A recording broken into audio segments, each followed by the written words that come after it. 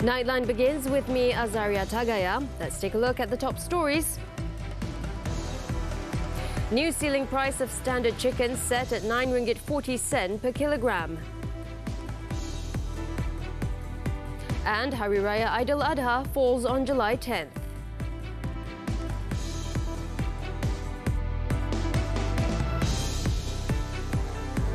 Good morning. Muslims in the country will celebrate Hari Raya Eid al-Adha on July 10th. The announcement was made by Assistant Secretary to the Conference of Rulers, Muhammad Asral Jusman. He said the first Zulhijjah, 1443 Hijrah, will fall on Friday, and as such, Eid al-Adha for the states in Malaysia will be on Sunday, July 10th. Eid al-Adha is one of the two major festivals celebrated by Muslims every year. It falls on the 10th day of Zulhijjah, according to the Hijrah calendar. Now, the Cabinet has set the new ceiling price of standard chicken at ringgit 40 per kilogram. The new prices will take effect on Friday. In a statement on Wednesday, Agriculture and Food Industries Minister Datuk Sri Ronald Kiandi said the Cabinet also decided that the retail price of Grade A eggs will be set at 45 sen each, Grade B at 43 sen and Grade C at 41 sen each. Datuk Sri Ronald said the decision was taken by the Cabinet after taking into account the Bantuan Keluarga Malaysia or BKM aid announced by Prime Minister Datuk Sri Ismail Sabri Yaakob, where cash aid of 500 ringgit will be given to eligible B40 and M40 groups. The ceiling price for standard chicken was previously set at 8 ringgit 90 per kilogram in Peninsular Malaysia and was slated to be removed on July 1st. He said the government had so far approved payments for some 8.6 million BKM recipients, and they are slated to receive up to 2,600 ringgit in aid this year alone, adding that it is the highest cash aid that any government has rolled out. Datuk Sri Ronald added that the government has allocated 369.5 million ringgit for the current round of subsidy implementation, with the total amount of subsidies disbursed since February 5th being 1.1 billion ringgit. The statement added that the increase in prices of goods is an issue that is not just happening in Malaysia, but is a global phenomenon due to the supply chain disruption triggered by geopolitical conflicts and climate change. Nevertheless, Datuk Sri Ronald said the government is trying its best to set a price control mechanism to ensure the Malaysian family is not burdened by the challenges of the cost of living. Kalau macam tu baguslah, Kak pun setuju kalau macam tu. Tak membebankanlah untuk kita orang semua macam tu. Tapi kalau naik harga ayam tu memang membebankan untuk kita lah. Bagi B40 tu ketara jugalah. Sebab bukan semua senang kan. Tapi harga tu kalau dah dari segi ekonomi, kalau dah kata naik macam tu, kita yang bawahan ni nak cakap apalah kan. Meanwhile, the import of whole chickens from Thailand, implemented by the Farmers Organisation Board under the Agriculture and Food Industries Ministry, has begun arriving in the country with the first stockpile of 120 metric tons in 6 containers. The board said it had been given the main task of implementing the chicken buffer stock program to stabilise the country's chicken supply needs through the National Farmers Organisation and state farmers organisations. Kita telah mendapat arahan untuk stockpile ini bagi menampung kekurangan bekalan yang kita tahulah buat masa ini negara hari itu telah mengalami kekurangan bekalan berikutan daripada peningkatan kos.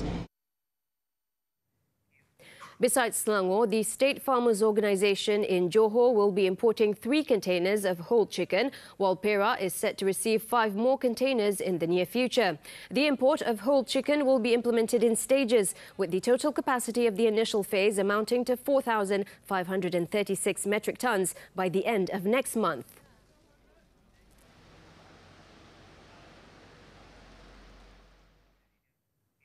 In the meantime, the Cabinet has approved the formation of a special task force to combat inflation and the rising cost of living in Malaysia.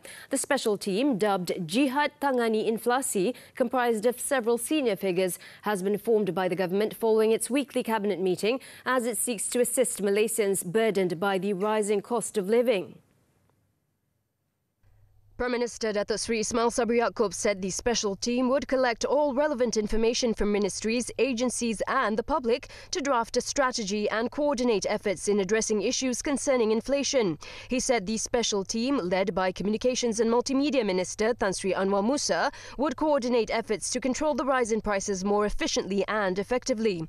Datuk Seri Ismail Sabri said the task force will meet twice a week on Mondays and Thursdays, with a media conference to be held after each meeting. Others on the task force include Finance Minister Datuk Seri Tengku Zafrul Abdul Aziz, Agriculture and Food Industry Minister Datuk Seri Ronald Kiandi, Domestic Trade and Consumer Affairs Minister Datuk Seri Alexander Nantalingi, Minister in the Prime Minister's Department for Economy Datuk Seri Mustafa Muhammad, and Chief Secretary to the Government Tan Sri Muhammad Zuki Ali.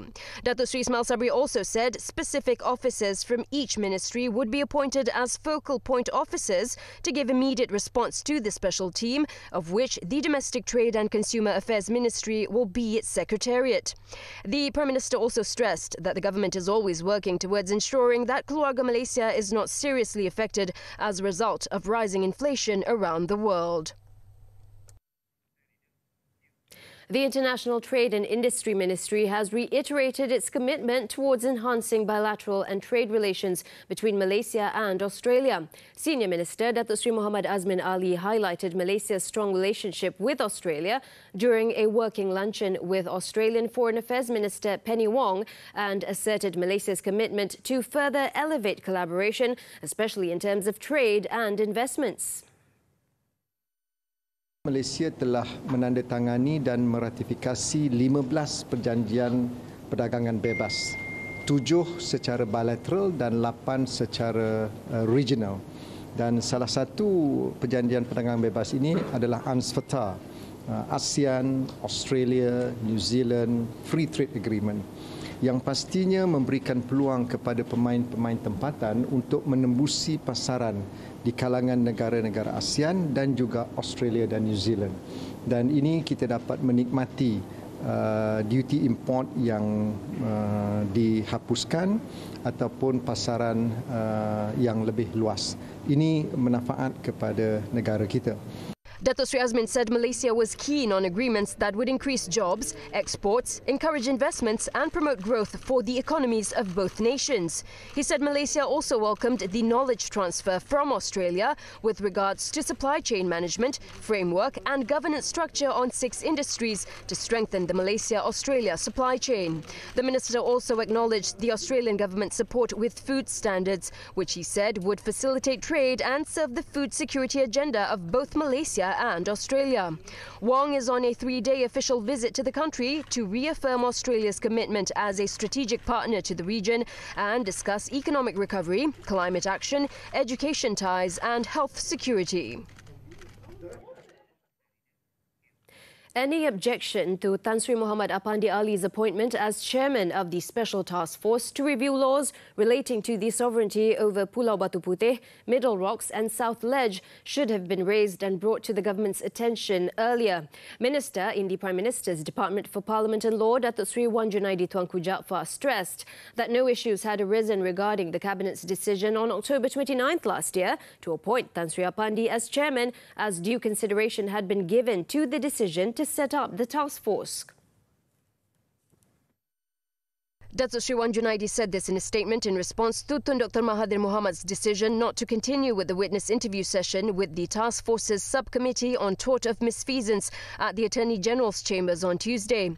It was reported that the former Prime Minister came to the AGC for the interview but refused to proceed with the session and decided to leave as soon as he found out that Tan Sri Apandi was still its chairman.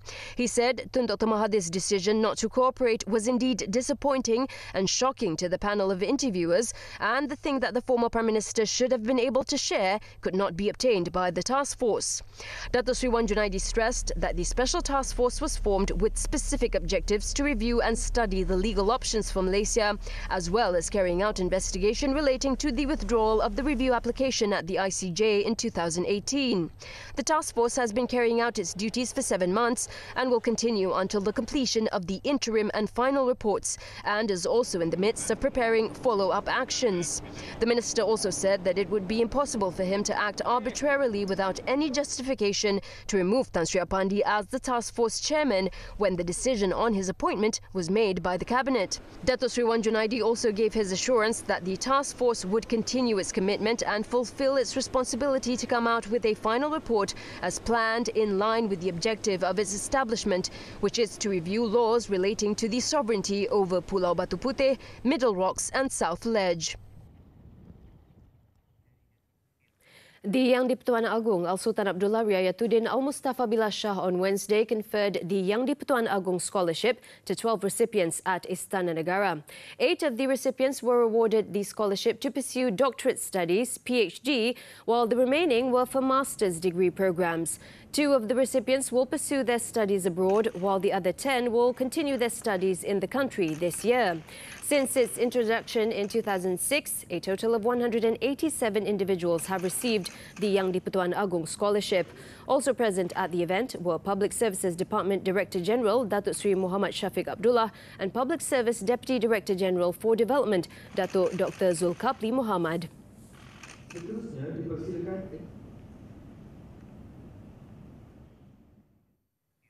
The domestic tourism spending in 2021 dropped 54.5% to register 18.4 billion ringgit compared to 40.4 billion ringgit in 2020. Chief Statistician Datuk Sri Muhammad Uzir Mahidin said the number of domestic visitor arrivals last year fell 49.9% to record 66 million visitors compared to 131.7 million visitors in the previous year. In a statement on Wednesday, Datuk Sri Uzir said border restrictions, the standard of procedure regulations and continuous lockdowns due to new variants of COVID-19 such as Omicron and Delta continue to impact domestic tourism in 2021. He added that the floods towards the end of last year in many areas of Peninsular Malaysia caused domestic travel to worsen. Datuk Sri Uzir pointed out that the low performance in Malaysia's domestic tourism was due to expenditure by domestic tourists, which fell 68%, while excursionists dropped 36.3%. The most visited states by domestic visitors in 2021 were Selangor with 10.2 million, followed by Kuala Lumpur and Sarawak with 9.1 million and 6.5 million domestic visitors respectively. And as for the Malaysian Association of Tour and Travel Agents, the government needs to continue providing assistance for the industry to move forward. It also shows that the importance of domestic travel, and here the government needs to continue to provide more domestic travel stimulus packages to invigorate the tourism sector. And this, of course, have the multiplier and spin-off effects which will boost up the local economic activities. And while the nation is transitioning into the COVID-19 endemic phase, more efforts are underway by the industry players to boost growth in not only foreign visitors but also domestic tourists. Of late, the Malaysian Association of Tour and Travel Agents, we are focusing a lot on domestic fares, especially B2C. And about just 2 weeks ago, we have brought a group of very small, medium operators from Sabah to Kuala Lumpur to tap the market of the consumer market. We call it the Bazaar Mata. This will help to boost up the domestic travel and at least for the very short term to improve the businesses of the tour operators. Kuala Lumpur breaks into the global top 30 best student cities to live in. In the latest QS Best Student Cities Ranking 2023, Malaysia's capital city stands at the 28th position globally and 6th in Asia. Moving up 3 places in the global ranking, Kuala Lumpur is also ranked as Asia's most affordable study destination. It beats cities like Beijing, Los Angeles, Adelaide and Taipei in the 10th edition of the ranking.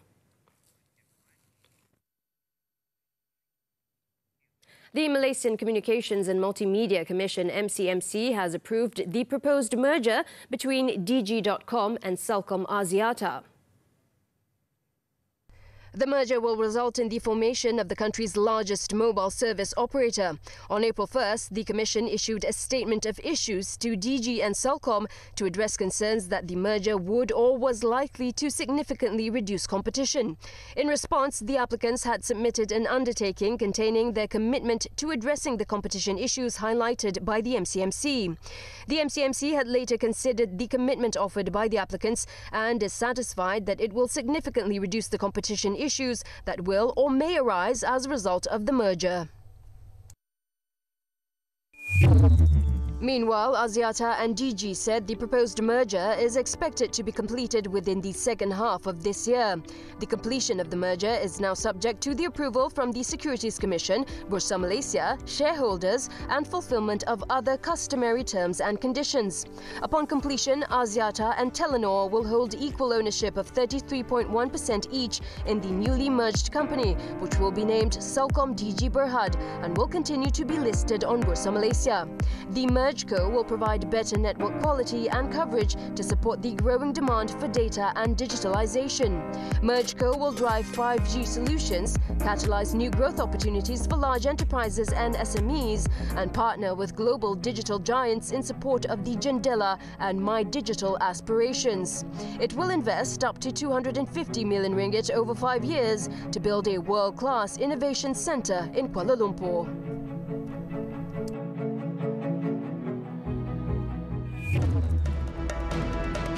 More local news later in the bulletin, but first, after this breather, dozens dead in prison riot. Don't go away.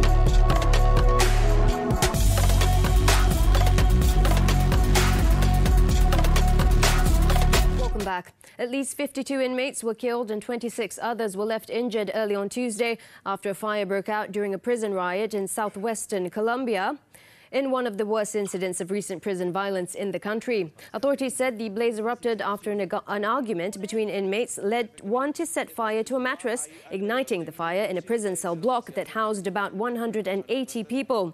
In the 2 a.m. tragedy, the rioting inmates also attempted to prevent police from entering their enclosure at the prison in the city of Talua. Talua firefighters were then called to the scene after the prison guard on duty was unable to control the flames. Most of the inmates killed died of smoke inhalation, and those injured are being treated at a local hospital.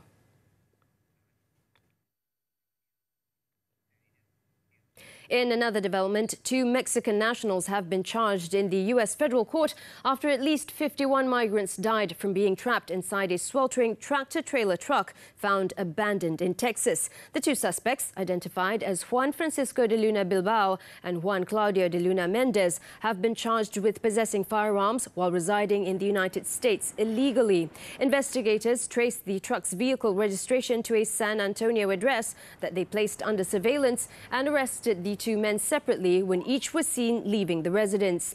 A third suspect, described as a U.S. citizen who drove the truck, has also been taken into custody and was expected to be charged, but he remained hospitalized as of Tuesday evening.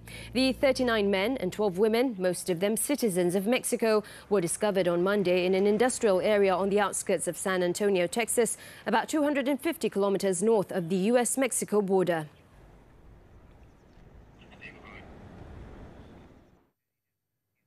Japanese Prime Minister Fumio Kishida on Wednesday called for a ramp-up of nuclear power use as the country braced for its hottest day yet with a record-breaking June heatwave and as fears grew about a shortage of electricity to keep air conditioners whirring.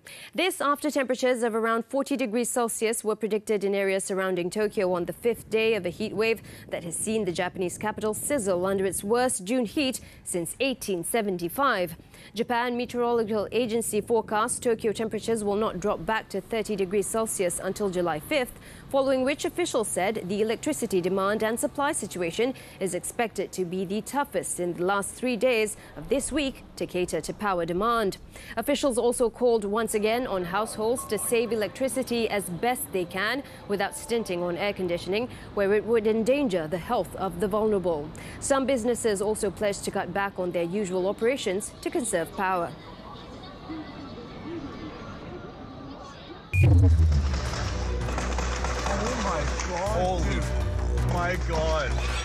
We are witnessing a bank robbery.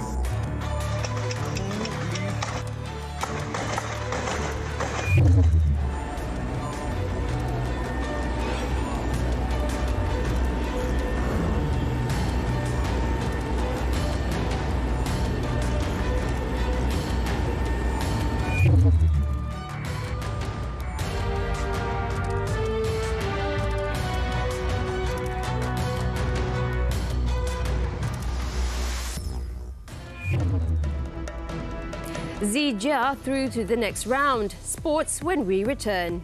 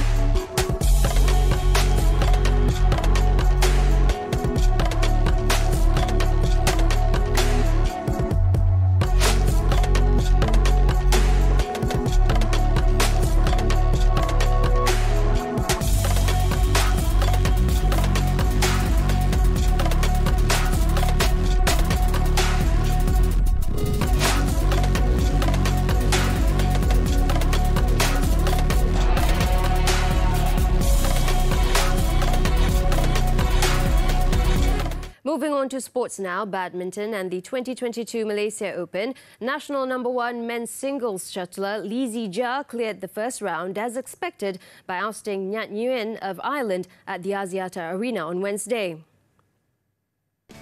Although it was a point-for-point battle in the early part of the first game, the world #5 Zijia did not face much trouble from the world #40 shuttler, winning 21-15, 21-11 in 47 minutes. The 24-year-old former All-England champion is expected to have another easy match in the second round on Thursday. Waiting for him is Shishar Hirenustavito of Indonesia, who received a walkover from Rasmus Gemke of Denmark. Meanwhile, another Malaysian singles shuttler, Ng Zi Yong, who received an inclusion from the reserve list to play in the Badminton World Federation Tour Super 750 tournament, almost staged an upset against world #27 Lu Guangzhou of China. The world #48 fought hard before going down 16-21, 23-21, 18-21 to the 2021 Sudirman Cup winner after suffering a leg cramp.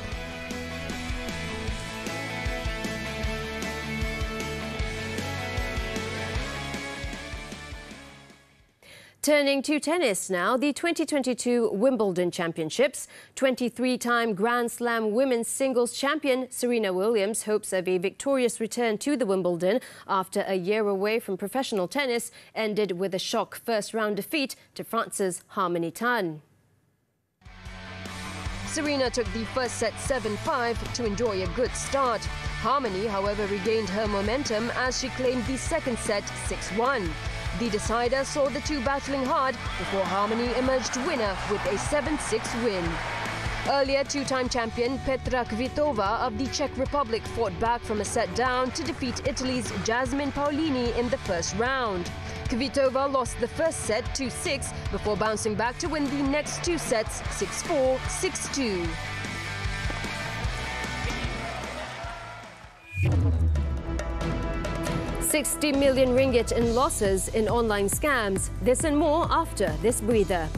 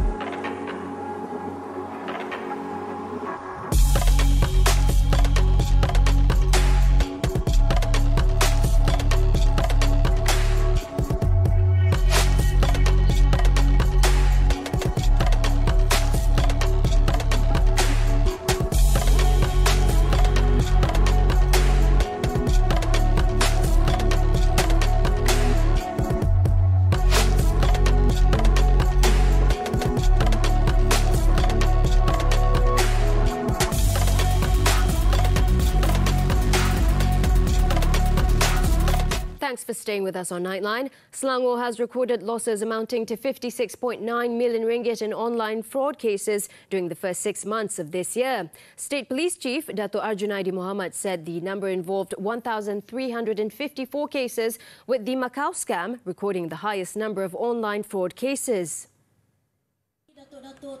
Speaking after launching the state-level Royal Malaysia Police anti-scam campaign in Shah Alam on Wednesday, Dato' Arjunaidi said the online fraud cases accounted for 75% of the total commercial crime cases in the state.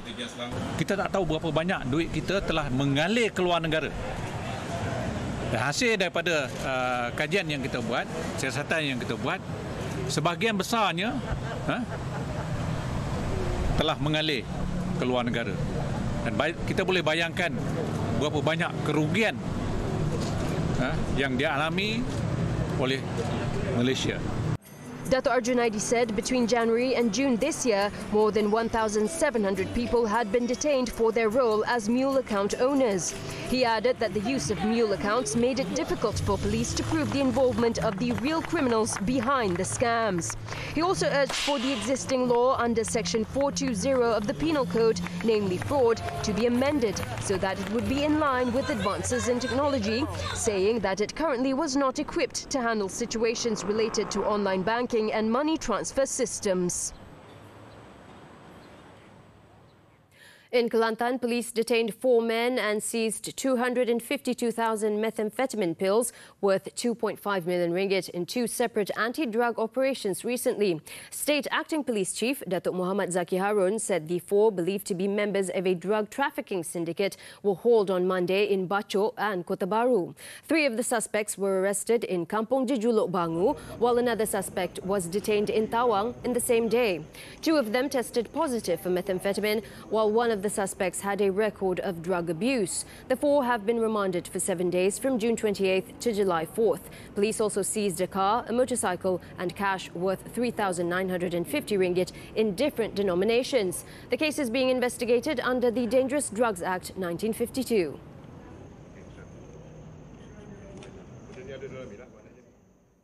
In Pulau Pinang, a senior citizen was charged at 2 Butterworth Sessions Courts on Wednesday with 17 counts of rape and sexual assault against 2 sisters between January 2014 to March last year. The 74-year-old Ashari Ibrahim claimed trial after the charges were read to him before judges Nur Aini Yusof and Nur Hayati Muhammad Yunus. The incidents allegedly took place when both girls were aged between 5 and 7. The charges framed under the Penal Code and the Sexual Offences Against Children Act 2017 both provide a maximum of 20 years jail and whipping upon conviction. The court set July 29th for mention for submission of documents and for the accused to appoint a lawyer.